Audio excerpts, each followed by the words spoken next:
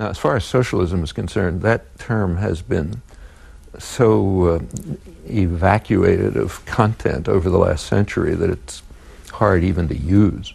I mean, the Soviet Union, for example, was called a socialist society, and it was called that by the two major propaganda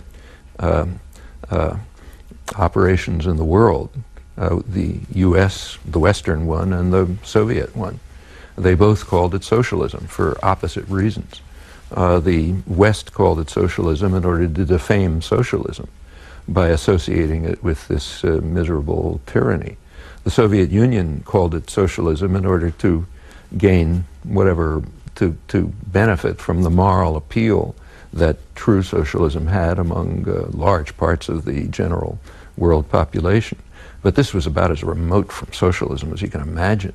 I mean, the core notion of at least traditional socialism is that what you mentioned, that working people have to be in control of production and communities have to be in control of their own lives and so on.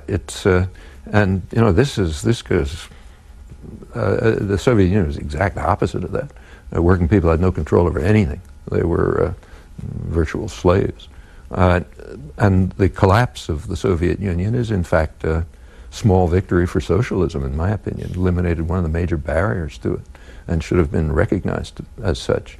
But the term has been, as I said, become so meaningless that it's hard even to use. If we use it in the traditional sense, which you brought up, that goes straight back in American history.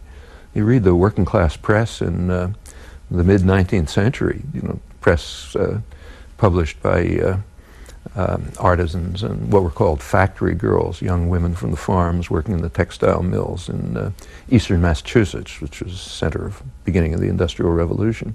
Their press was calling for, they said their theme was that those who work in the mills ought to own them.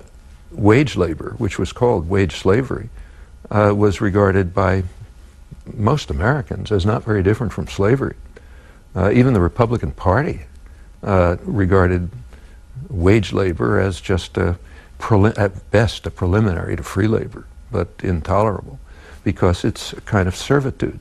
A large part of the northern population fighting the Civil War was fighting under that banner. This goes straight through the 20th century, the idea that people should be in control of their own destinies and lives, including the institutions in which they work, the communities in which they live, and so on. Call it what name you want, but that's traditional socialism.